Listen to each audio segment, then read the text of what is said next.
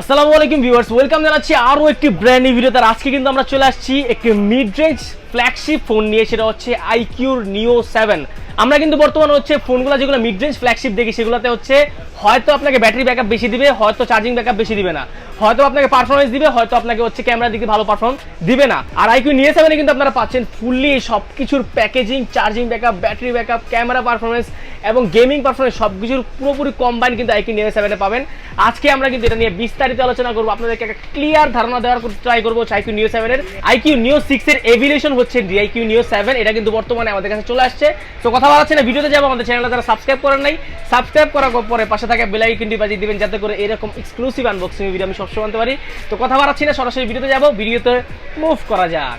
So দেখতে পাচ্ছেন এটা হচ্ছে আইকিউ নিও 7 এবং এখানে দেখতে পাচ্ছেন আইকিউ নিও 7 এর একটা লোগো দেওয়া আছে এবং আমরা এখান থেকে যদি আনবক্স করি, খুবই ইন্টারেস্টিং একটা বক্স প্যাকেজিং কিন্তু আমরা আইকিউতে পেয়ে থাকি বরাবরের মতোই, মানে একটা ক্রস শেপ থাকে আর কি বক্সের মধ্যে। খুবই সুন্দর একটা বক্স প্যাকেজিং দেখতে পাচ্ছেন, মানে এরকম ভাবে খুলে যাবে। তারপরে হচ্ছে ডিভাইসটা রাখা আছে, ডিভাইসটা আমরা সাইডে রাখলাম। তারপরে দেখবো ভিতরে কি দেওয়া আছে। ভিতরে যদি আমরা আসি তাহলে দেখতে পারবো একটি ট্রান্সপারেন্ট কেস দেওয়া আছে, যথেষ্ট প্রিমিয়াম কেস, মানে সিলিকন টাইপের আর কি ট্রান্সপারেন্ট কেস। আর এখানে কিন্তু গাইড দেওয়া আছে, ইউজার গাইড, যেটা আমাদের অনেকের পড়তে মন চায় আবার অনেকে চায় না। প্লাস এখানে কিন্তু দেওয়া আছে একটি 120 ওয়াটের চার্জার। ভাই জাস্ট লুক অ্যাট দিস, মানে ভাই রে ভাই, এই চার্জারটা যদি কারো মাথা ফিক্কে মানে মাথা নগদ ফেটে যাবে। তার পাশাপাশি কিন্তু এখানে পাবেন হচ্ছে একটি USB type C to type C cable. অবশ্যই জিনিসটা ভালো করছে, type C to type C দিছে কোম্পানি, এখানে একটা ভালো রেভিলেশন আনছে। সো তার পাশাপাশি কিন্তু ভিতরে দেওয়া আছে হচ্ছে একটি USB dongle for earphone piece. আর এখানে কিন্তু দেখতে পাচ্ছেন এই ডঙ্গলটা দেওয়ার কারণে কিন্তু আমরা বুঝতে পারতেছি যে ভিতরে কিন্তু হচ্ছে বা ফোনে মানে কোনো রকম হেডফোন জ্যাক নাই। তো সব কিছু আমরা সাইডে রাখি, সাইডের পর রাখার পরে চলে আসবে এখন ডিভাইসটাতে। So this is the device, just look at this. আমাদের কাছে কিন্তু ব্ল্যাক কালারের ডিভাইসটা আছে। এখানে কিন্তু ক্যামেরার মডিউলে স্লাইটলি চেঞ্জ আনা হয়েছে নিও 7 এ, নিও 6 এ কিন্তু এরকমই ছিল, বাট এখানে যে ক্যামেরা বাম্পে এখানে কিছু চেঞ্জ আনা হয়েছে। এখানে কিন্তু আপনারা পাচ্ছেন ট্রিপল রিয়ার ক্যামেরা সেটআপ। আর এখানে দেখতে পাচ্ছেন নিও ওএস এআই ক্যামেরা লেখা আছে, তার মানে হচ্ছে ক্যামেরার মধ্যে ওআইএস আছে অবশ্যই। তারপর সামনে কিন্তু একটা পাঞ্চ হোল ডিসপ্লে পাবেন, এখন এখানে কিন্তু পুরোপুরি ফ্ল্যাট ডিসপ্লে পাবেন, পুরোপুরি পিছনে কার্ভিশ। সো ওভারঅল স্পেসিফিকেশনে আমরা এখন কথা বলবো, আপনাদেরকে দেখানোর ট্রাই করবো হচ্ছে ফোনটা পুরোপুরি কেমন। আইকিউ নিও 7 এর ইনহ্যান্ড ফিলের কথা বলতে গেলে 6.78 ইঞ্চির একটি বিগ ডিসপ্লে এখানে ব্যবহার করা আছে। তার পাশাপাশি কিন্তু হচ্ছে 193 গ্রাম হচ্ছে এটার ওজন এবং 8.6 মিলিমিটার হচ্ছে এটার থিকনেস। মোটামুটি এক হাতে কমফোর্টেবলি গ্রিপ করা যাচ্ছিল, যেহেতু আগের বারের থেকে এটার ডিসপ্লেটা একটু বড় করা হয়েছে, সেক্ষেত্রে কিন্তু আপনারা মোটামুটি মাল্টিমিডিয়ার এক্সপিরিয়েন্স মোটামুটি আগের থেকে ভালো পাবেন। মোটামুটি ঠিক আমি বলবো এতটা আপনার হচ্ছে ভারী না। তার পাশাপাশি কিন্তু হচ্ছে পিছনের যে কার্ভিশ এরিয়া সেটা কিন্তু হচ্ছে আপনার একটু উইয়ার্ড লাগে দেখতে, তারপরে মোটামুটি অ্যাডজাস্টেবল আমি বলবো। আর হচ্ছে ডিসপ্লে বড় হওয়ার কারণে বারবার মেনশন করতেছি, কিন্তু ভালো একটা এক্সপিরিয়েন্স আপনারা এখান থেকে পাবেন। সো টোটালি ইন হ্যান্ড ফিলের কথা বলতে গেলে ইন্ডিভিজুয়ালি ভালো একটা এক্সপিরিয়েন্স আমরা এখান থেকে পেয়েছি। বাটন এবং পোর্টস এখানে চলে আসলে আমরা কিন্তু দেখতে পারবো সবার আগে রাইট সাইডে দেওয়া হচ্ছে স্পিকার গ্রিল, তার পাশাপাশি মাঝখানে কিন্তু দেওয়া হচ্ছে ইউএসবি টাইপ সি পোর্ট। একটা জিনিস এখানে অবশ্যই মিসিং, সেটা হচ্ছে হেডফোন জ্যাক। হেডফোন জ্যাক যেহেতু দেওয়া নাই, সেক্ষেত্রে কিন্তু ডঙ্গলটা দেওয়া থাকার কথা, আমরা কিন্তু আগেই দেখেছি ডঙ্গল বক্সে দেওয়া ছিল। তার পাশাপাশি কিন্তু আমরা পেয়ে যাবো হচ্ছে লেফট সাইডে নয়েজ ক্যান্সেলেশন মাইক্রোফোন এবং সিম ইজেক্টর ট্রে, যেখানে কিন্তু আমরা দুইটা ন্যানো সিম কার্ড ইউজ করতে পারবো। এখানে কিন্তু হচ্ছে এক্সট্রা কোনো মেমোরি কার্ড ইউজ করার কোনো অপশন নাই, আপনি শুধুমাত্র দুইটা ন্যানো সিম কার্ড ইউজ করতে পারবেন। রাইট সাইডে কিন্তু আমরা আসলে দেখতে পারবো পাওয়ার অন অফ বাটন আর হচ্ছে ভলিউম আপ ডাউন বাটনটা কিন্তু অ্যাভেলেবল আছে। লেফট সাইডে যদি আমরা আসি তাহলে দেখবো পুরোপুরি ফ্ল্যাট, কোনো রকম পোর্টস এন্ড বাটন লেফট সাইডে নাই। কিন্তু আপার সাইডে আসলে আমরা দেখবো হচ্ছে নয়েজ ক্যান্সেলেশন মাইক্রোফোন সেকেন্ডারি যেটা, এবং এখানে কিন্তু ইন্টারেস্টিংলি আইআর ব্লাস্টও আপনারা অ্যাভেলেবল পেয়ে যাবেন। সো পোর্টস এন্ড বাটনের ক্ষেত্রে বলতে গেলে মোটামুটি সবকিছু এখানে আমরা একদম ঠিকভাবে অ্যাভেলেবল পাচ্ছিলাম। আমরা কিন্তু এখন চলে আসলাম আইকিউ নিও 7 এর ডিসপ্লে সেকশনে। ডিসপ্লে সেকশনে আমরা আসলে কিন্তু একটা বড় রকমের চেঞ্জ পাবো।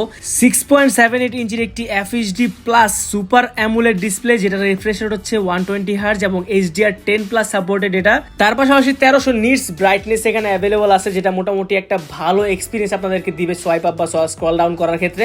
একটা খুবই ইমার্সিভ ব্রাইটফুল ডিসপ্লে আপনারা এখান থেকে পেয়ে যাবেন। তার পাশাপাশি আপনারা যদি ডিরেক্ট সানলাইটের নিচে কেউ ফোনটা ইউজ করেন, কোনো রকম প্রবলেম কিন্তু আপনাদেরকে ফেস করতে হবে না এইসব ক্ষেত্রে।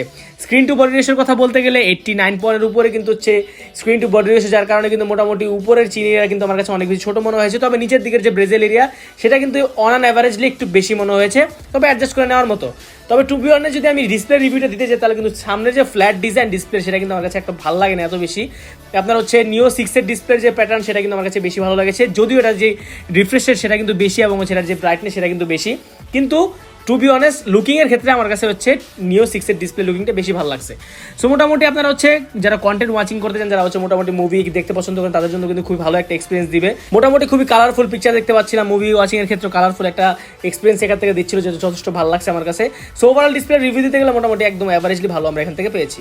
ফিঙ্গারপ্রিন্টের কথা বলতে গেলে পুরোপুরি ইন ডিসপ্লে ফিঙ্গারপ্রিন্ট এখানে ব্যবহার করা আছে, এবং ডিসপ্লের ফিঙ্গারপ্রিন্টের যে পজিশন সেটা কিন্তু আমার কাছে অ্যাকুরেট লেগেছে, এবং টাচ রেসপন্সও যথেষ্ট ভালো ছিল। অ্যামোলেড ডিসপ্লে, একটা ভালো কোয়ালিটির ডিসপ্লে যেহেতু ব্যবহার করা, ফিঙ্গারপ্রিন্টের রেসপন্স যথেষ্ট ভালো ছিল। আপনার হাত ঘেমে থাকলেও কিন্তু মোটামুটি ফাস্টলি এটা কাজ করবে, এবং ডিসপ্লেটা বড় হওয়ার কারণে কিন্তু আহামরি যেরকম খারাপ লাগছে তা না। তো ফিঙ্গারপ্রিন্টের পজিশন আমার কাছে ঠিকঠাকই লেগেছে।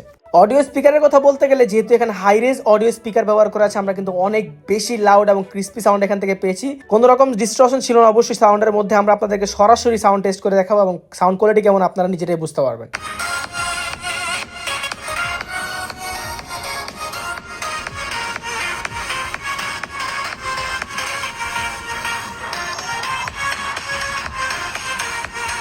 তার পাশাপাশি one of the most important thing এই ফোনের সেটা হচ্ছে ক্যামেরা সেকশন। ক্যামেরা সেকশন আমরা আসলে দেখতে পারবো ডিজাইনটা কিন্তু হচ্ছে নিও 6 থেকে কিছুটা চেঞ্জ আনা হয়েছে।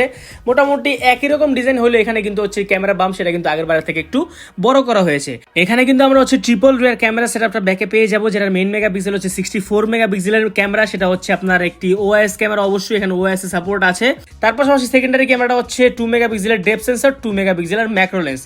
অবশ্যই আমরা এখানে একটা আলট্রা ওয়াইড ক্যামেরাটা মিস করতেছি অবশ্যই, কারণ একটা 40,000 টাকা প্লাস বাজেটের ফোনে আলট্রা ওয়াইড থাকবেন এটা আসলে কোনোভাবেই মানা যায় না। সরাসরি আপনাদেরকে ক্যামেরা টেস্টিং করে দেখাবো, আর ক্যামেরার যে কোয়ালিটি সেটা কেমন আপনাদেরকে এখন সরাসরি টেস্ট করে দেখাবো আমরা। সো দেখতে পাচ্ছেন আমাদের সামনে কিন্তু ক্যামেরাটা ওপেন হয়ে গিয়েছে, আমরা কিন্তু একটা ছবিও এখান থেকে তুলে ফেললাম। দেখতে পাচ্ছেন ছবির কোয়ালিটি কিন্তু যথেষ্ট ভালো আসছে, বিশেষ করে ছবির স্ক্রিন টোন সেটা কিন্তু আমার কাছে অনেক বেশি ইমপ্রেসিভ মনে হয়েছে। ছবির কালার কন্ট্রাস্ট সেগুলো একটু ভালো ছিল, একটু রেডিশ টোন দিচ্ছিল সোশ্যাল মিডিয়া রেডি টাইপের আর কি, সেটা কিন্তু খারাপ লাগে না দেখতে। মেইন ক্যামেরার ছবিটা কিন্তু হচ্ছে ওএস থাকার কারণে কিন্তু একদম স্টেবল একটা অ্যাকুরেট ছবি আমরা এখান থেকে পাচ্ছিলাম। আপনি চাইলে 2x দিয়ে ট্রাই করতে পারেন, 2x দিয়েও কিন্তু ছবি অনেক বেশি ভালো আসতেছে।